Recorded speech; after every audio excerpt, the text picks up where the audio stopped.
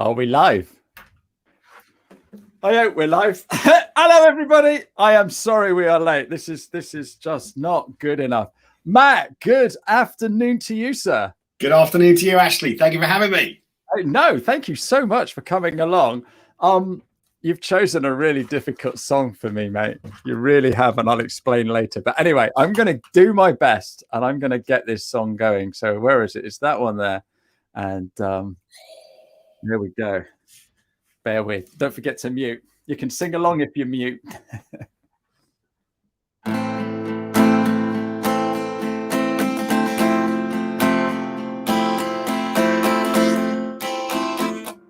See, D minor, that's so difficult. Don't ask me what you know is true.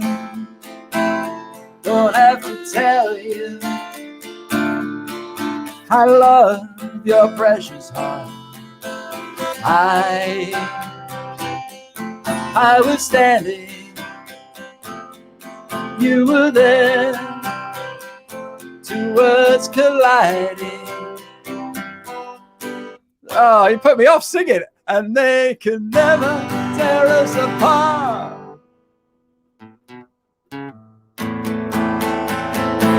There you go. And that's where I end, because otherwise it's going to be all song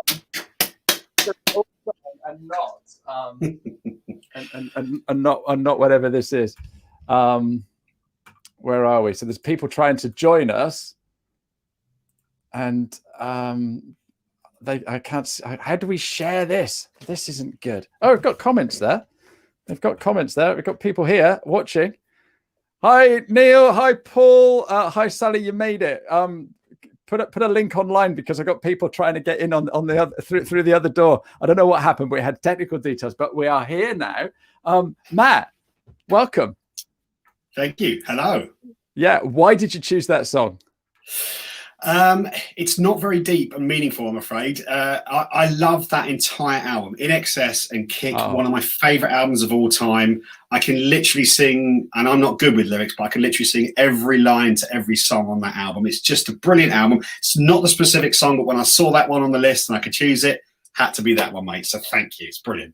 No, absolutely. Thank you. And because you chose that, I actually listened to the greatest hits of whatever of that album. Yeah. So Sally's just put the link up. So thank you, Sally. I can't grab hold of that. But we got Claire and Stephen and Randall trying to get in as well. So this is annoying, isn't it? Where are we? I can't see how to get them in. Oh. So people are wanting to join as well. They've heard all about you, Matt. So I need to ask, why Spanky? That's a nickname I had from my late teens. It's really simple, short story. We were watching Sky Stunts Go Wrong 7 or something like that.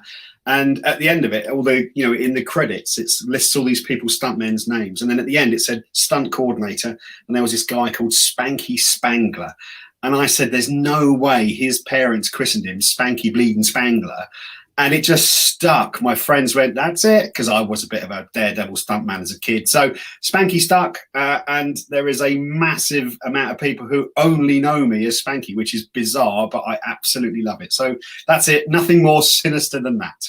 Well, no, Spanky's a great nickname. So yeah, well done. So Matt, you're a radio presenter, but you're on here because we did a podcast the other day because of your Who Needs Instruction. So we're going to come on to that. But first of all, this is all about 15 minutes behind the profile, and we want to know what people are doing on LinkedIn, why they use the platform, how it all works, and stuff like that. So first of all, how long have you been on LinkedIn? You told me where to find this, and I have been on LinkedIn since March 2010. Wow. Forever then. That's crazy. Pretty much from the start, feels like. Yeah, absolutely. Do you use other social media regularly? Yes. As you may or may not know, my other job outside of radio is social media marketing. So yeah, I use all of the platforms. Apart from, I watch TikTok. Occasionally I put a video up there. But yeah, pretty much all of them. Yes. Fantastic. Do you have a favorite? And you don't have to say LinkedIn. It really doesn't matter. I'm not sponsored by LinkedIn. I love Instagram. You love Instagram because? I like doing Instagram stories, and to be honest with you, I quite like the filters on the photos. It makes me look half decent.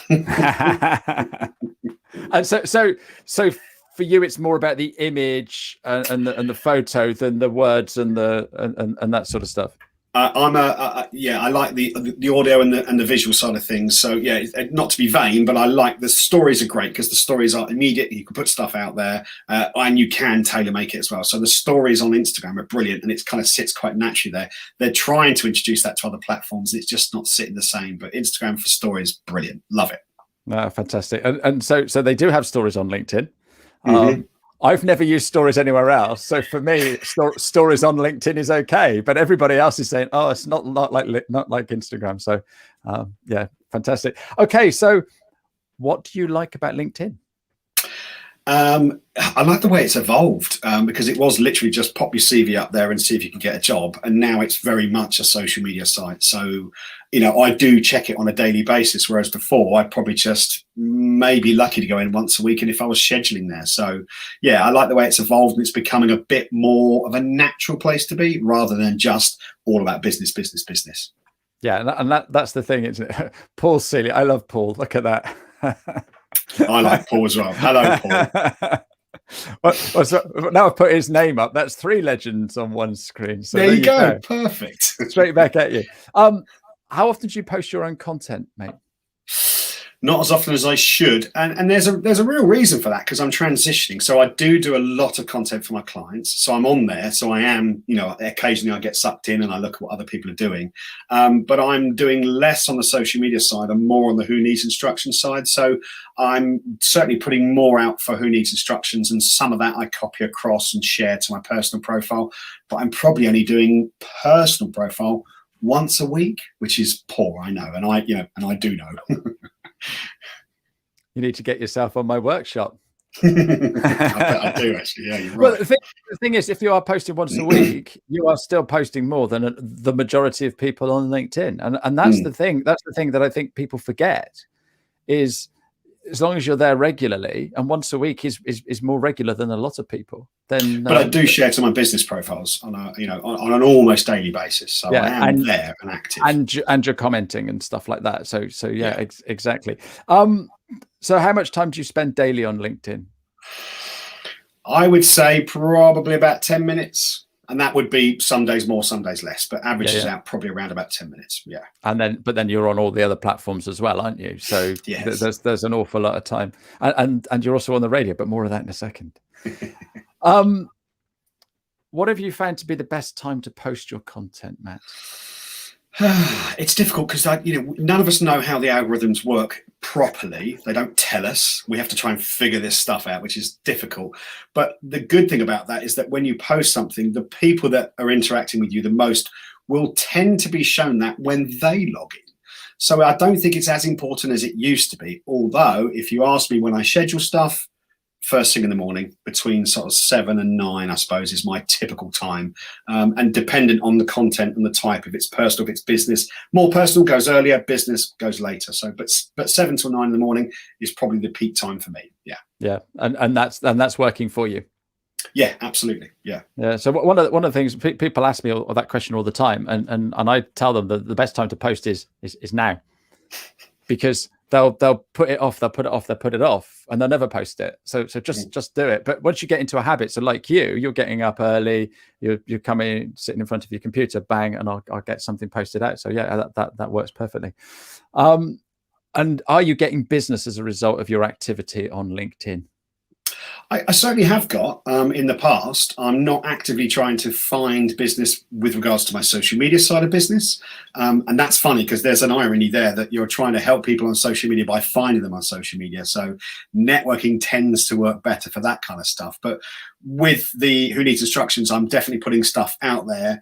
And it's raising awareness. Business is tricky with that one because I haven't quite figured out how I'm going to monetize it just yet, but it's really just a passion project. And that's why I'm just happy to get content out there and get interaction with it and raise the awareness of men's communications issues.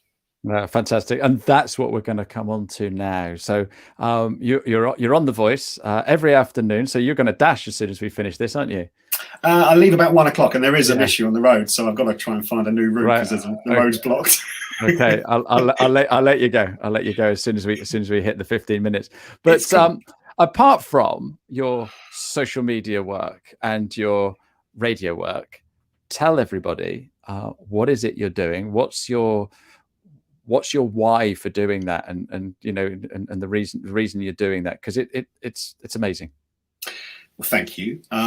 It just feels like I have to do something. It feels like the reason. It feels like my passion project, and basically, I just want to help to get men to be a bit more communicative, to open up a bit more, to be. I love this phrase: less socially constipated, or verbally constipated. You're the exception to the rule. Actually, you are a man who will wear his heart on his sleeve and put it all out there. I like to think I am too.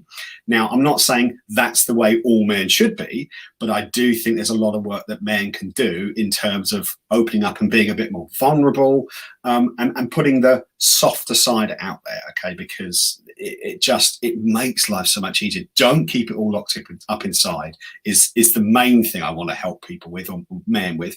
And this isn't exclusive of women, because a lot of men interact with women. And if you can have better relationships, be that in the workplace or at home, then hopefully I'm helping everybody out here. But it just feels like the right thing to do. And I'm just following that passion and seeing where it takes me. And you've set up a podcast and a website, and you call it Who Needs Instructions? So who does need instructions, Matt? Men.